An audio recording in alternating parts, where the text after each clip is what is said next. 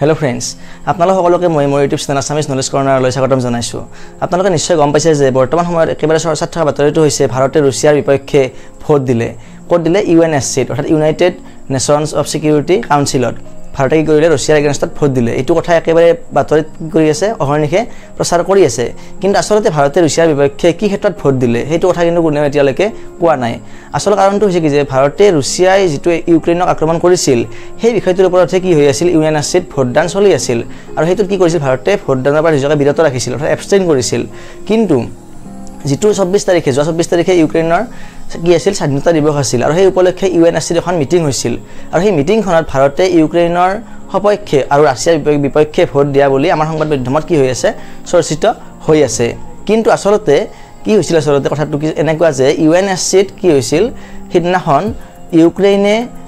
ইউক্ৰেইনৰ যিজন আমাৰ ৰাষ্ট্ৰপতি আছে জেলেনস্কিয়ে সেই UNSCৰ যিখন মিটিং আছিল তাত নিজে উপস্থিত নাথাকি ভাৰ্চুৱেল অৰ্থাৎ ভিডিঅ' কনফাৰেন্স যোগে কথা ক'ব পাৰিবনে নাই সেই সংক্ৰান্ততে ভোটদান হৈছিল।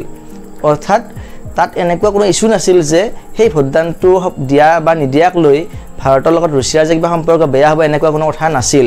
আনকি স্বয়ং ৰুছিয়াই নিজেও এই কথাটোত বিৰোধিতা কৰা নাছিল।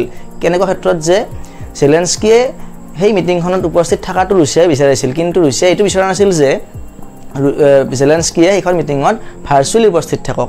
তেওঁ ইন পাৰ্চন আৰু ব্যক্তিগতভাৱে নিজে সশৰীৰে উপস্থিত থকাটো ৰুছিয়াই কৈছিল কিন্তু জেলেনস্কিয়ে কি কৰা নাছিল সশৰীৰে উপস্থিত থকা নাছিল। তেওঁ ভিডিঅ' কনফাৰেন্স যোগে ভাষণ দিছিল বা কথা পাতিছিল UNSCৰ কাউন্সিলৰ মেম্বাৰসকলৰ লগত। কিন্তু সেই কথাটো লৈ কি হৈছিল ভোট এটা লৈছিল আৰু সেই ভোটত কি কৰিছিল 13খন দেশে ইউক্ৰেইনৰ সপক্ষে ভোট দিছিল যে আসলতে কি জেলেনস্কিয়ে ভিডিঅ' কনফাৰেন্স যোগেও ভাষণ দিব পাৰিব বা কথা ক'ব পাৰিব। কিন্তু চাইনাই নিজকে এই ভোটদানৰ পৰা বিৰত ৰাখিছিল, তাত ভোটদান কৰা নাছিল আৰু ৰুছিয়াই তাৰ এগেইনষ্টত ভোট দিছিল। মানে ৰুছিয়াই এইটো কৈছিল যে জেলেনস্কিয়ে ভাষণ দিয়ক, জেলেনস্কিয়ে UNSCত অংশগ্ৰহণ কৰক কিন্তু ভিডিঅ' কনফাৰেন্স যোগে নহয় নিজে উপস্থিত থাকি সশৰীৰে উপস্থিত থাকি। আৰু এই ক্ষেত্ৰত কি হৈছিল ইণ্ডিয়াই জেলেনস্কিক মানে সমৰ্থন দিছিল। মানে কি হ'ব ঠিক আছে কোনো কথা নাই, আপুনি কি কৰিব পাৰিব ভিডিঅ' কনফাৰেন্স যোগে আপোনালোকে বা আপুনি কি কৰিব পাৰিব UNSCত ভাষণ দিব পাৰিব। আৰু ইণ্ডিয়াই এনেকৈ কোৱা অৰ্থটো আছিল এইটো যে ইয়াৰ পূৰ্বেও জেলেনস্কিয়ে দুবাৰ কি কৰিছিল এনেকৈ ভিডিঅ' কনফাৰেন্স যোগে ভাষণ দিছিল। কেতিয়া দিছিল যেতিয়া কোভিড পেণ্ডেমিকটো আমাৰ চলি আছিল তেতিয়া ফিজিকেল যিটো আমাৰ এটেণ্ডেন্স সেইটো নাছিল, সববিলাক ভাৰ্চুৱেলি হৈছিল, তেতিয়া দুবাৰ দিছিল। আৰু সেয়েহে এইটো বিশেষ ডাঙৰ ইস্যু নহয় যে তাত ভোট দিয়াৰ ফলত ভাৰতৰ লগত ৰুছিয়াৰ কিবা সম্পৰ্ক বেয়া হ'ব এনেকুৱা কোনো কথা নাই। এইটো এটা সাধাৰণ মাত্ৰ এটা ইস্যুহে যিটো ইস্যুৰ লগত ৰুছিয়া ইউক্ৰেইনৰ সংঘাতত সমৰ্থন কৰা বা বিৰোধ কৰা কোনো ধৰণৰ সম্পৰ্ক নাই।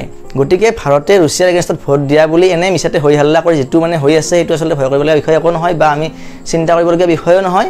আসলতে এইটো এটা সাধাৰণ ঘটনাহে যিটোত ভাৰতে কি কৰিছিল এটা ভোটদান কৰিছিল যে জেলেনস্কিয়ে ভিডিঅ' কনফাৰেন্স যোগে ইয়াত অংশগ্ৰহণ কৰিব পাৰিব। ইয়াত ৰুছিয়াৰ এগেইনষ্টত ভোট দিয়া বুলি কোনো ধৰণৰ কথা নাই। গতিকে আশা কৰিছোঁ আপোনালোকে নিশ্চয় কথাখিনি বুজি পাইছে। যদিহে বুজি পাইছে এনেকুৱা ধৰণৰ ফেক ৰিলেটেড ভিডিঅ' পাই থাকিবলৈ আপোনালোকে অনুগ্ৰহ কৰি মোৰ চেনেলটো ছাবস্ক্ৰাইব কৰি ল'ব। ধন্যবাদ।